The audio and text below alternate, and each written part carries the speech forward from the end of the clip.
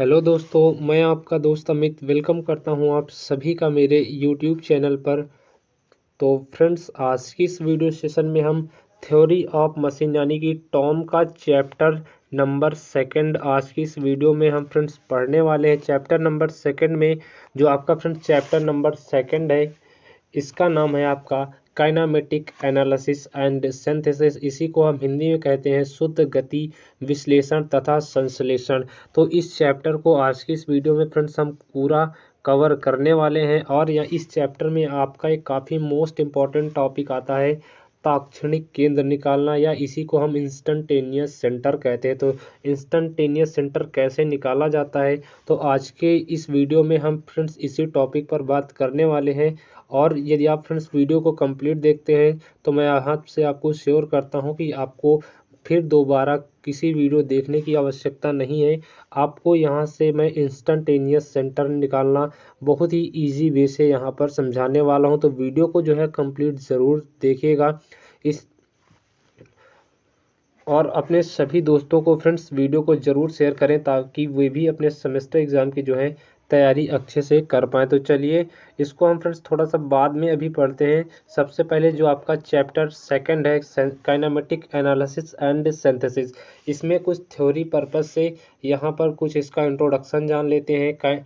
उसके बाद जान लेते हैं कि आपका इंस्टेंटेनियस सेंटर होता क्या है।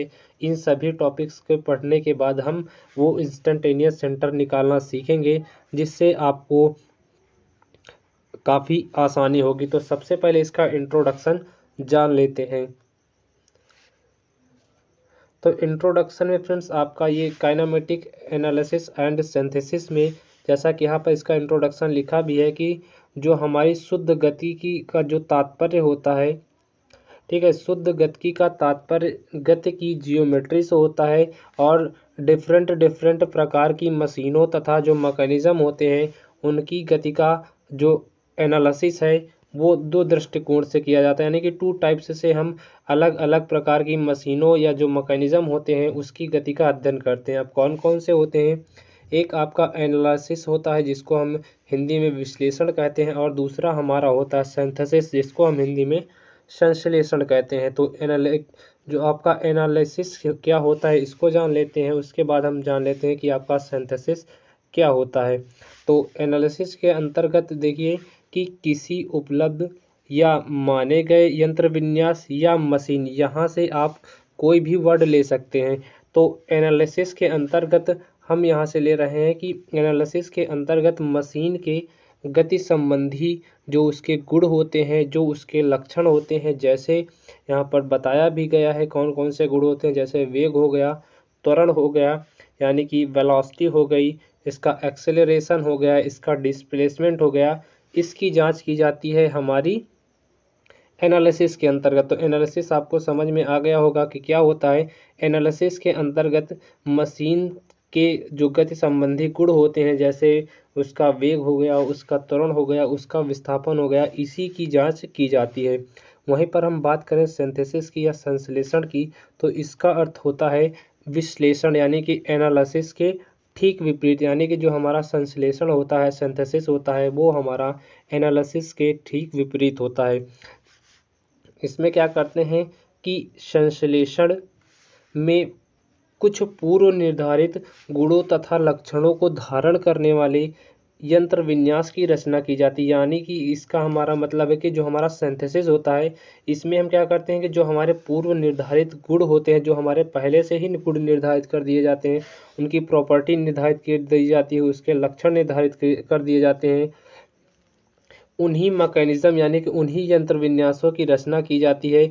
या इसी को आप दूसरे शब्दों में कहें तो जो हमारा सिंथेसिस होता है वो एक डिजाइन संबंधी प्रक्रिया होती है, जिसमें से पहले से पूर्व निर्धारित गुणों तथा लक्षणों को जो धारण करने वाले मैकेनिज्म होते हैं उन्हीं की रचना की जाती है। तो यहाँ से आपको क्लियर समझ में आ गया होगा कि एनालिसिस क्या होता है और सिंथेसिस क्या होता है। तो एनालिसिस के अंतर्गत क्या करते हैं कि मशीन की गति संबंधी जो गुण होते हैं, जो उसके लक्षण होते हैं, उनकी जांच करते हैं। और जो आपका संश्लेषण होता है, संश्लेषण आपका विश्लेषण के ठीक विपरीत होता है। और जो आपका सिंथेसिस होता है यानी कि संश्लेषण होता है, इसको हम दूसरे शब्दों में एक डिजाइन संबंधी प्रक्रिया भी बोल सकते हैं, डिजाइन संबंधी प्रोसेस भी बोल सकते हैं। तो आई थिंक आपको ये क्लियर हो गया होगा कि एनालिसिस क्या होता है, सिंथेसिस क्या होता है। बाकी यहाँ पर आपको पूरी थ्योरी लिखी गई है, इसकी पीडीएफ अपने टेलीग्राम पर प्रोवाइड करा दूंगा।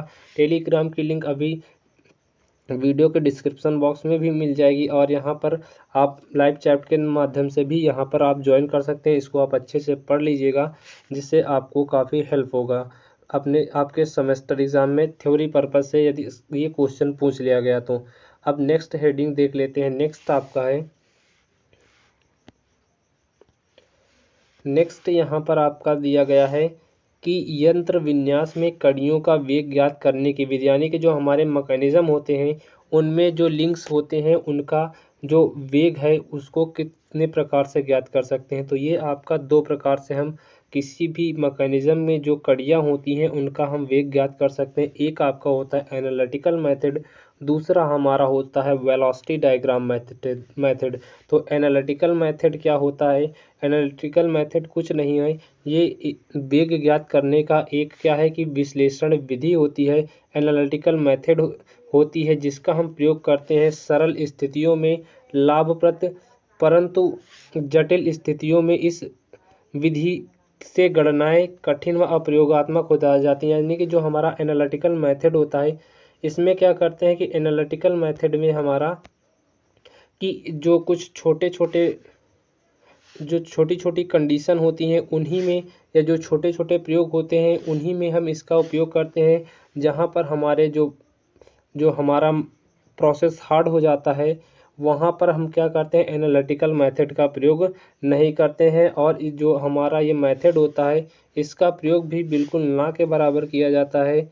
और यहाँ पर जो है हम पिस्टन का जो है जो हमारा संयोजन होता है और क्षण का जो वेग होता है उसको ज्ञात करने की विश्लेषण विधि का ही अध्ययन करते हैं। तो ये आपका क्या है, इसको हम पिस्टन का जब डिस्प्लेसमेंट ज्ञात करेंगे, संयोजन क्षण का वेग ज्ञात करेंगे, त्वरण ज्ञात करेंगे, तो वहाँ पर ही केवल इसका प्रयोग किया जाता है। बाकी नेक्स्ट देख लेते हैं ये, और इसका यूज़ कहीं पर भी नहीं होता है।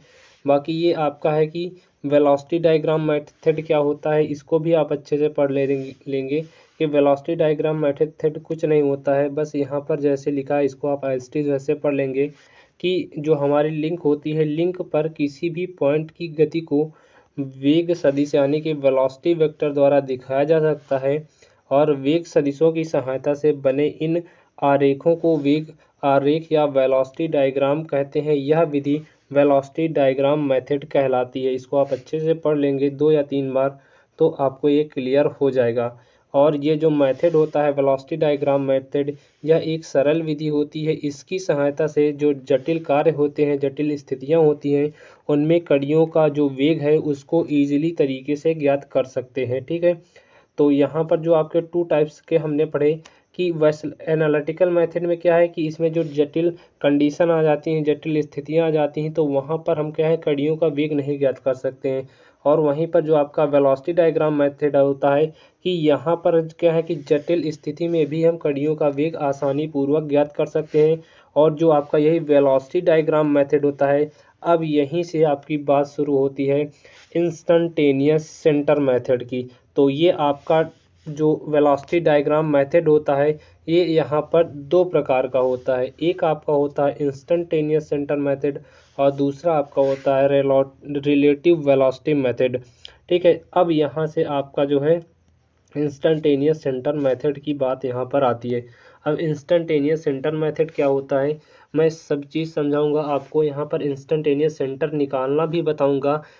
ज़्यादा से ज़्यादा आप 2 या 3 मिनट में आप इंस्टंटेनियस सेंटर निकाल ले जाओगे, ये मेरा वादा है। आप वीडियो को ज़रूर कंप्लीट देखिए, यहाँ से आपको आपके सेमेस्टर एग्ज़ाम के लिए इंस्टंटेनियस सेंटर निकालना काफ़ी इजी तरीके से मैं समझा दूंगा। ये थ्योरी पर्पज़ से मैं क्यों बता रहा हूँ, क्योंकि मान लीजिए ये आपका थ्योरी में आ गया कि इंस्टंटेनियस सेंटर मेथड क्या होता है, तो वहाँ पर आपको प्लस पॉइंट रहे कि थ्योरी भी आपको अच्छे से तैयार रहे।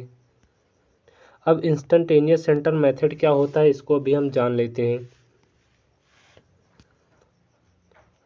देखिए यहाँ पर लिखा गया है कि यदि कोई पिंड मीन्स बॉडी, तो यदि कोई बॉडी किसी क्षण मानी हुई अक्ष पर घूमती है या घूमता है, ठीक है, तो उस अक्ष को उसका इंस्टंटेनियस एक्सिस कहते हैं, इंस्टंटेनियस अक्ष कहते हैं। इसको एक बार फिर से देख लीजिए कि यदि कोई बॉडी किसी क्षण मानी हुई अक्ष पर घूमती है तो उस अक्ष को उसका इंस्टंटेनियस एक्सिस कहते हैं, ताक्षणिक अक्ष कहते हैं।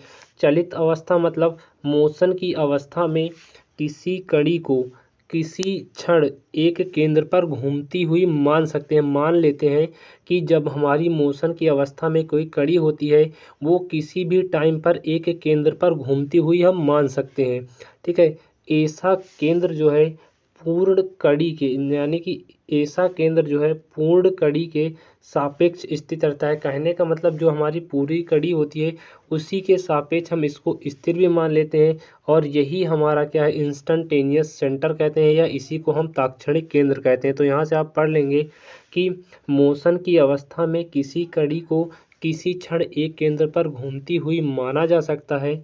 ऐसा केंद्र जो है पूर्ण कड़ी के सापेक्ष स्थिर रहता है तथा इसे ताक्षणिक केंद्र कहते हैं। यही आपका इंस्टंटेनियस सेंटर कहलाता है, ठीक है। और कड़ी की जो आपकी लिंक होती है उसकी स्थिति के बदलने के साथ साथ ही जो आपका इंस्टंटेनियस सेंटर होता है वो भी बदलता हुआ चला जाता है। जैसे कि यहाँ पर आपका दिखाया भी गया है कि मान लीजिए आपकी लिंक यहाँ थी, ये देखिए ये आपका क्या इंस्टंटेनियस सेंटर क्या कर रहा, बदलता भी चला जाता है। तो यहाँ से भी इसको आप देख सकते हैं, समझ सकते हैं, ठीक है। इसकी डेफिनेशन इंग्लिश में भी लिखी है, तो इंग्लिश वाले स्टूडेंट्स इसकी डेफिनेशन इंग्लिश में भी देख सकते हैं। नेक्स्ट आपका आता है प्रॉपर्टीज ऑफ इंस्टंटेनियस सेंटर, या इसी को हम हिंदी में ताक्षणिक केंद्र के गुण बोलते हैं। तो इनको आप पढ़ लीजिएगा कि प्रॉपर्टीज ऑफ इंस्टंटेनियस सेंटर क्या होती हैं। मान लीजिए आपसे के एग्जाम में 2 नंबर में पूछ ही लिया कि प्रॉपर्टीज ऑफ इंस्टंटेनियस सेंटर क्या होते हैं, लिखिए, तो आप इसको अच्छे से पढ़ लेंगे। यहाँ पर आपका पहला पॉइंट दिया है कि विन्यास में, यानी कि मैकेनिज्म में माने हुए ढांचे के लिए एक दृढ़ कड़ी, दृढ़ मीन्स आपकी होती है फिक्स, एक फिक्स कड़ी दूसरी कड़ी के सापेक्ष ताक्षणिक केंद्र पर ताक्षणिक घूमता है। यानी कि जो हमारा मैकेनिज्म होता है, मैकेनिज्म में जो माने हुए ढांचे होते हैं उनमें से जो एक फिक्स कड़ी होती है वो दूसरी कड़ी के सापेक्ष जो आपका इंस्टंटेनियस सेंटर होता है उस पर इंस्टंटेनियसली घूमता है, ठीक है। तो ये आपका यहाँ से एक पॉइंट हो गया। दूसरा पॉइंट भी लिखा है, आप इसको पढ़ लीजिएगा कि ताक्षणिक केंद्र पर दो दृढ़ कड़ियाँ, यानी कि ताक्षणिक केंद्र पर दो फिक्स कड़ियाँ एक दूसरे के सापेक्ष रेखीय गति नहीं करते हैं। इस पॉइंट को आप ज़रूर याद रखिएगा, ये आपको कंपटीशन में भी मशीन यहाँ पर थ्योरी ऑफ मशीन के पर्पस के लिए काफ़ी इम्पोर्टेंट है, वहाँ पर भी मिल सकता है। और नेक्स्ट दिया है कि इस पॉइंट पर दो दृढ़ कड़ियाँ, यानी कि फिक्स कड़ियाँ तीसरी फिक्स कड़ी के सापेक्ष समान रेखीय गति रखती है। तो इसको जरूर याद रखिएगा, ठीक है। इसी को हम दूसरे शब्दों में कह सकते हैं कि ताक्षणिक केंद्र की किसी तीसरे दृढ़ कड़ी के सापेक्ष जो गति होती है वो पहली दृढ़ कड़ी अथवा दूसरी दृढ़ कड़ी पर ताक्षणिक केंद्र को एक बिंदु मानने पर उसके गति के समान होती है। तो ये वाला मुझे सही नहीं लगता, आप ये वाली ज़रूर याद रख लीजिएगा, ये आपके लिए काफ़ी इम्पोर्टेंट है। बाकी आप इसको पढ़ लेंगे तो आपको क्लियर हो जाएगा। नेक्स्ट आपका आता है नंबर ऑफ इंस्टंटेनियस सेंटर। अब आते हैं मुद्दे की बात पर कि कैसे निकालते हैं नंबर ऑफ इंस्टंटेनियस सेंटर, ठीक है। तो यहाँ पर लिखा भी गया है कि एक निरुद्ध शुद्ध गति चेन में ताक्षणिक केंद्रों की जो संख्या होती है वो दो कड़ियों के संभावित जोड़ों की संख्या के समान होती है। यानी कि इसका डेफिनेशन आप इंग्लिश में भी देख ले सकते हैं। The number of instantaneous centre in a constant kinematic chain is equal to the number of possible combination of two link. यानी कि इसकी डेफिनेशन हिंदी वाले नहीं समझ में आया है तो एक बार फिर से देख लीजिए कि कांस्टेंट काइनेमेटिक चेन में जो आपका इंस्टंटेनियस सेंटर की जो संख्या होती है वो दो लिंक्स में संभावित जोड़ों की संख्या के समान होती है। यानी कि जब दो लिंक्स आपकी जुड़ती हैं, मान लीजिए एक लिंक यहाँ है और दूसरी लिंक ये है, तो ये वाली पॉइंट की बात कर रहा है कि एक निरुद्ध शुद्ध गति चेन में, यानी कि एक कांस्टेंट काइनेमेटिक चेन में जो ताक्षणिक केंद्रों की संख्या होती है वो दो कड़ियों के संभावित जोड़ों की संख्या के बराबर होती है। यानी कि जो यहाँ पर ज्वाइंट होंगे वो उन्हीं के बराबर होगी। अभी इसको डायग्राम के माध्यम से समझेंगे तो आपको क्लियर हो जाएगा। बाकी आप फार्मूला याद रखेंगे यहाँ इंस्टंटेनियस सेंटर निकालने का, कि कैसे इंस्टंटेनियस सेंटर निकाला जाता है। इस फार्मूले को आप ज़रूर याद रख लेंगे कि इंस्टंटेनियस सेंटर आप कैसे निकालेंगे। तो इसका फार्मूला होता है capital N equals to NN-1/2। ये फार्मूला मत भूलिएगा, यही इसी फार्मूले से आपका इंस्टंटेनियस सेंटर निकलता है। तो इसको आप चाहे तो कॉपी पेन से नोट भी कर सकते हैं। जहाँ पर n आपका क्या है, स्मॉल n आपकी कड़ियों की संख्या को डिनोट करता है। तो इस फार्मूले को ज़रूर याद रखिएगा, ये आपको काफ़ी हेल्प करेगा। तो टाइप्स ऑफ इंस्टंटेनियस सेंटर तीन प्रकार की होती हैं। पहला होता है आपका बद्ध ताक्षणिक केंद्र, दूसरा होता है स्थायी ताक्षणिक केंद्र और तीसरा होता है यहाँ पर देख लीजिए चल तथा अस्थायी ताक्षणिक केंद्र। तो प्रथम दो प्रकार के जो इंस्टंटेनियस सेंटर होते हैं उनको हम प्राथमिक ताक्षणिक केंद्र यानी प्राइमरी इंस्टंटेनियस सेंटर बोलते हैं, और तीसरे प्रकार के हम सेकेंडरी इंस्टंटेनियस सेंटर बोलते हैं। तो ये था आपका पूरा थ्योरी। तो थ्योरी भी आप एक दो बार पढ़ लीजिएगा। बाकी ये आपका इंस्टंटेनियस नंबर निकालना ये आपके लिए काफ़ी इम्पोर्टेंट है। तो यहाँ पर ताक्षणिक केंद्रों की संख्या यानी कि नंबर ऑफ इंस्टंटेनियस सेंटर कैसे निकालें, इसको हम समझ लेते हैं। जैसा कि आपकी ये डेफिनेशन कहती है, इसको भी समझ लीजिए कि एक निरुद्ध शुद्ध गति यानी कि एक कांस्टेंट काइनेमेटिक चेन में जो ताक्षणिक केंद्र होते हैं यानी कि इंस्टंटेनियस सेंटर, यानी कि जो आपके ताक्षणिक केंद्रों की संख्या होती है वो दो लिंक के जोड़ के संख्या के बराबर होती है। यानी कि ये वाले पॉइंट की बात कर रहा है, इस वाले पॉइंट की, जहाँ पर जब दो लिंक आपस में ज्वाइंट होती हैं तो वहीं पर आपका एक सेंटर बनता है। तो इसे ही हम इंस्टंटेनियस सेंटर कहते हैं। बाकी आपका ये फार्मूला है यहाँ पर capital N equals to N-1/2, जहाँ n आपका क्या है, लिंक्स की संख्या है। तो लिंक क्या होती है, 1 2 3 4 ऐसे गिनते हैं, तो ये आपकी जो है लिंक होती हैं। ठीक है, अब इंस्टंटेनियस सेंटर कैसे निकालें ये भी समझ लीजिए। तो आपसे क्वेश्चन दे देगा, आपको डायग्राम बना दे देगा इस प्रकार का, आपसे बोलेगा कि इसके इंस्टंटेनियस सेंटर निकालिए। तो इंस्टंटेनियस सेंटर निकालने के लिए आपको मैंने पहले ही कहा कि ये वाला फार्मूला आपको ज़रूर आना चाहिए। इसको ये वाले फार्मूला को आप ज़रूर याद कर लेंगे, capital N equals to N-1। अब यहाँ पर n की वैल्यू क्या रखें, तो यहाँ पर गिन लीजिए 1 2 3 4, 4 लिंक है तो n बराबर आप 4 रख देंगे। तो कैपिटल N इक्वल्स टू 4, जहाँ जहाँ स्मॉल n है तो वहाँ आप 4 रखेंगे। तो ये आएगा आपका, ये इसको सॉल्व करेंगे तो 3 और 4 थे 12, और इसको यहाँ पर 2 से जब डिवाइड करेंगे तो 6। यानी कि यहाँ पर क्या है कि जो आपके इंस्टंटेनियस सेंटर हैं वो 6 हैं, लेकिन यहाँ पर आपके बने कितने हैं, 1 2 3 4। यहाँ पर बने 4 हैं लेकिन आपको यहाँ पर 6 दिखाने हैं, 6। तो इसमें से आपके 2 गायब हैं, 2 आपके इंस्टंटेनियस सेंटर नहीं है। तो उन्हीं को ढूंढकर यहाँ पर बनाना है आपको। अब कैसे बनाना है मैं आपको यहाँ पर समझाऊंगा। तो सबसे पहले आप क्या करेंगे वो समझ लीजिए। सबसे पहले आपको करना कुछ नहीं है, एक आप गोला बनाएंगे कुछ इस प्रकार का, जैसा यहाँ पर बनाया गया है। सबसे पहला आपका काम है कि इनमें गिन लेना कि आपकी लिंक्स कितनी दी गई हैं। जहाँ जैसे कि यहाँ पर 4 लिंक दी गई हैं, 1 2 3 4, तो n की वैल्यू रखेंगे और यहाँ से कैपिटल N की आप वैल्यू निकाल लेंगे। ठीक है, कैपिटल N की वैल्यू निकालने के बाद यहाँ पर आपको करना क्या है कि एक यहाँ पर आप गोला ड्रा करिए। उसके बाद यहाँ पर आपको क्या करना है, इसको स्टेप बाय स्टेप समझते जाइए। तो गोला ड्रा करने के बाद आपको कुछ इस प्रकार का शेप बना लेना है। ठीक है, इतना बनाने के बाद इसमें आप करोगे क्या, इसको जब बना लोगे तो यहाँ पर जो है विकर्ण बना दीजिएगा 2। तो यहाँ पर जब आप 2 विकर्ण बना दोगे, ठीक है, तो आप स्टेप बाय स्टेप समझते जाइएगा कि आपको करना क्या है। नहीं तो आपको कन्फ्यूज़न होगी। एक बार मैं फिर से रिपीट कर रहा हूँ, एक बार फिर से देख लीजिए। आपको सबसे पहले क्या करना है कि n की वैल्यू यहाँ से निकाल लेनी है 6, तो हमें पता चल गया कि 6 इंस्टेंटेनियस सेंटर होंगे, लेकिन यहाँ पर क्या है 4।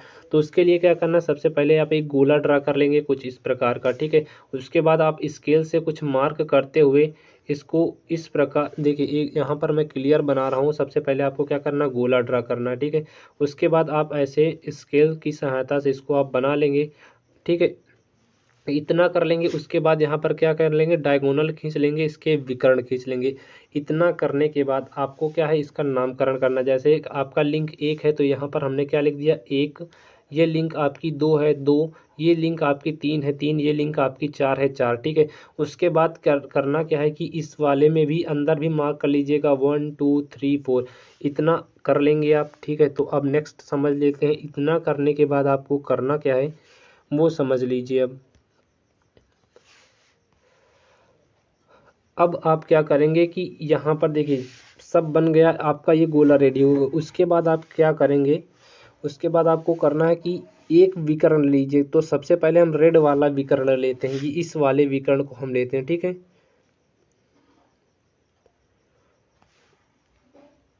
तो हमने कौन सा विकर्ण लिया, 1 2 वाला। तो यहाँ पर लिखा है, यहाँ पर लिखा है आपका ये वाला, यहाँ पर लिखा है, यहाँ पर भी मैंने लिख दिया है। तो यहाँ पर लिखा है कि हमने क्या लिखा, I24, यानी कि 24 वाला विकर्ण लिया। तो इसको हमने यहाँ पर कर दिया I24। अब I24 करने के लिए आपको क्या करना पड़ेगा कि I24 हमने विकर्ण लिया, तो आप इसको क्या करेंगे, इस वाले पार्ट को, तो इस वाले पार्ट को क्या है कि आप इसको ढक लेंगे, ठीक है। इसने वाले पार्ट को आपको हाथ से अपने क्या करना है, ऐसे ढक लेना है, विकर्ण के इधर वाला भाग। तो अब क्या करना है इसको भी समझिए। इतना जब आप ढक लोगे तो ये देखिए आपको कुछ दिख रहा है, ये वाला पार्ट आपका बचा है, ठीक है। ये वाला आपका पार्ट बचा है, तो इसमें क्या करेंगे कि दो शाख कुछ इस प्रकार शाखा करके बना देंगे। और यहाँ पर I23 ये मिल गया यहाँ पर। और यहाँ से जब नीचे आते हैं तो I34 इतना कर लेंगे। उसके बाद ये सेकंड वाली ब्रांच में क्या करेंगे, जस्ट अब आपको करना कुछ नहीं, इतना हमने पहले क्या किया, इतना हमने क्या कर लिया, ढक लिया। जब आप हाथ से इसका एक साइड ढक लोगे तो ये वाला पार्ट बनेगा। उसके बाद आप नीचे लाइन खींचोगे, उसके बाद आपको इसको ओपन कर लेना है।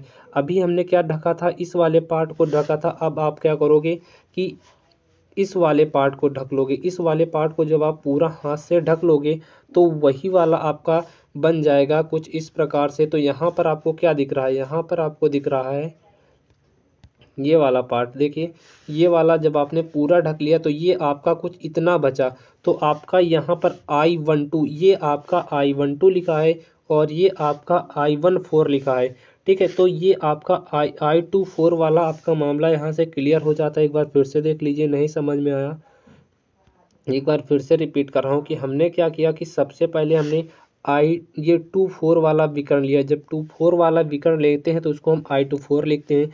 इसमें आप क्या करना कि दो ब्रांचेस ऐसे बना देना, ठीक है। I24 लिखने के बाद जैसा कि यहाँ पर लिखा है, उसके बाद क्या करोगे कि आप इस वाले पार्ट को हाथ से अपने क्या कर लोगे, पूरा ढक लोगे। जब आप ढक लोगे तो आपको यहाँ पर एक ब्रांच में क्या लिखना है, यहाँ से आपको क्या दिख रहा है 2 3।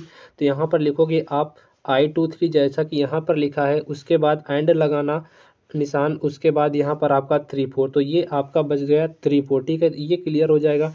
इसके बाद आप इसको ओपन कर लेना। जैसे ही आप हाथ ओपन करोगे उसके बाद क्या करना कि आपको ये वाला पार्ट ढक लेना। अब इस वाले पार्ट को ढकना है और ये वाला पार्ट देखना है। तो यहाँ से आप I12 भी लिख सकते हैं या I21 भी लिख सकते हैं, वो आपकी मर्जी। तो I12 ये वाला पार्ट एंड लगाया और I14। तो ये आपका ये I24 वाला पार्ट आपको यहाँ से क्लियर हो गया। अब क्लियर हो गया तो यहाँ पर ड्रा कर लेते हैं कि I24 वाला जो हमें पार्ट मिलेगा ये इन दोनों लाइनों के कटने पर मिलेगा। तो देखिए I23 एंड 3 4, तो 2 3 और 3 4 वाला पार्ट कहाँ है इसमें। अब इसमें थोड़ा सा समझना है यहाँ पर। तो 2 3 और 3 4 वाला आपको पार्ट कहाँ दिख रहा था, 2 3 ये वाला पार्ट। तो ये वाला, ये 2 3 और 3 4, तो जिसको यहाँ पर ड्रा कर बनाया गया है। तो ये आपका 2 3 और ये 3 4 वाला पार्ट तो यहाँ पर भी आपका ड्रा कर कर बनाया गया है। तो 2 3 और 3 4 वाला पार्ट आप क्या करेंगे, यहाँ पर देखिए ये डॉटेड लाइन से इसको बढ़ाया गया है नीचे की तरफ। ये देखिए ये वाली जो आपको ग्रीन कलर की पेन चली है वो दिख रही है कि ये वाली लाइन जो 2 3 और 3 4 वाली है, इसको क्या किया यहाँ तक बढ़ाकर लाया गया है। तो ये आपका क्लियर हो जाएगा। उसके बाद नेक्स्ट आपका आता है 1 2 और 1 4। तो 1 2 और 1 4 आपका कहाँ मिलेगा, इसको भी समझ लीजिए। 1 2 1 4 कैसे मिलेगा, कहाँ मिलेगा, तो 1 2 ये और 1 4 वाली लाइन आपकी कहाँ गई, ये यहाँ पर आपका 1 4 होना चाहिए। तो 1 2 1 4 वाली लाइन को आप बढ़ाते चले जाएंगे तो यहाँ पर इस पॉइंट पर आपका कटता हुआ दिख रहा है, तो यही आपका I24 होता है। ठीक है, यही आपका I24 होता है। तो यहाँ पर हमको क्या मिल गया, I24। अब हमें क्या चाहिए, I13। हमने एक विकर्ण से ये पूरा काम कर लिया। अब ये वाला विकर्ण पकड़ते हैं और सेम प्रोसेस आपको करना वही है। अब क्या करना है उसको भी समझ लीजिए। आपको करना कुछ नहीं है, ये वाला विकर्ण पकड़ लेंगे। ठीक है, इसको पकड़ने के बाद तो यहाँ पर I23 यहाँ ये वाला यहाँ पर लिखा है, तो I13 लिखा है। तो उसके बाद क्या किया गया तो समझ लीजिए। उसके बाद आप इस वाले पार्ट को पूरा हाथ से ढक लेंगे तो आपको बचा क्या, 2 ब्रांचेस बनाएंगे कुछ इस प्रकार से। और पहले वाले में लिखेंगे I34 जैसा कि यहाँ पर दिख रहा है 3 4, और या इसी को आप 1 4 भी लिख सकते हैं या 4 1 लिख सकते हैं। उसके बाद सेकंड वाली ब्रांच में क्या करोगे, इसको आप ओपन कर लोगे, ये वाला पार्ट आप ओपन कर लोगे पूरा। अभी तक हमने इसको ढका था, तो अब क्या करोगे, इस वाले पार्ट को ढक लोगे। इस वाले पार्ट को पूरा हाथ से ढक लेना। उसके बाद करना क्या है कि आपको ये वाला पार्ट जो ये वाला बचा है आपका, या ये वाला जैसे मन आप उधर से लिखिए। तो हमने यहाँ पर लिखा I12 और ये आपका I23। तो ये वाले पार्ट पे ही आपको I13 वाला पार्ट मिलेगा। कहने का हमारा यहाँ पर मतलब ये है कि I13 इस वाली लाइन पर होगा और इस वाली लाइन पर होगा। तो 3 4 और 1 4 इस लाइन को आपको ढूंढना। तो 3 4 और 1 4 वाली लाइन आपको कहाँ पर है, तो यहाँ पर देखिएगा 3 4 और 1 4। तो 3 4 वाली लाइन आपको सेम ये वाला पार्ट क्या पहले से ही इतना ड्रा कर कर रखना है। उसके बाद ये वाला तो आपका बन जाएगा। इसके बाद ये यहाँ पर 3 4, तो 3 4 वाली लाइन आपको कहाँ पर मिली, ये वाली लाइन। तो इसी को देखिए, जो नीला पेन जो आपका यहाँ पे ग्रीन पेन से है, हरे पेन से है, वो बढ़ाई गई रेखा को दर्शाता है। तो I34 और I14, तो I34 तो I34 वाली लाइन को क्या करोगे, आप बढ़ाते हुए यहाँ पर चले जाओगे। ठीक है, इतना बढ़ाना कि दूसरी वाली लाइन को बढ़ाने पर वो काट दे। तो ये आपका हो गया। और दूसरा आपका क्या है, दूसरा आपका है I12 और 23। तो I12 वाली लाइन यही है, I23 वाली, यानी कि इसको ही हमें बढ़ाते हुए जाना है। और यहीं पर जैसे ही जाओगे बढ़ाते, तो इस पॉइंट पर जो यहाँ पर दिखाया गया है ये कटता हुआ, तो यहीं पर आपको I13 कटता हुआ मिल जाएगा। तो ये आपका इंस्टेंटेनियस सेंटर यहाँ से निकल आता है। एक बार फिर से मैं फिर से बता दूं आपको करना क्या, आपको डायग्राम दे देगा इस प्रकार का और आपसे कहेगा इंस्टेंटेनियस सेंटर बताइए। तो यहाँ पर आपको करना है capital N equals to n(n-1/2) वाला फार्मूला अप्लाई करना है। यहाँ पर n क्या है, कड़ियों की संख्या को बताता है। तो 1 कड़ी, 2 कड़ी, ये आपकी 3 कड़ी, और यहाँ पर आपकी क्या है, 4 कड़ी। ठीक है, तो ये अपनी यहाँ पर 4 कड़ी हो जाती है। उसके बाद आपको करना क्या है वो समझ लीजिए। तो यहाँ पर आप 4 रखोगे,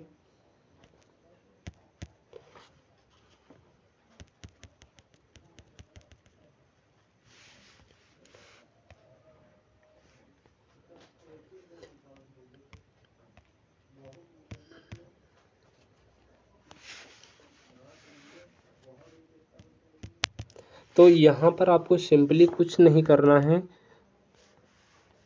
इसको थोड़ा सा एडजस्ट कर लेते हैं यहाँ पर। तो सॉरी, थोड़ी सी यहाँ पर प्रॉब्लम हुई। तो यहाँ पर आपको क्या करना है कि n की वैल्यू, आपको 4 कड़ियाँ हैं तो n बराबर 4 रखोगे, तो यहाँ पर आपका इंस्टेंटेनियस संख्या 6 आ जाएगी।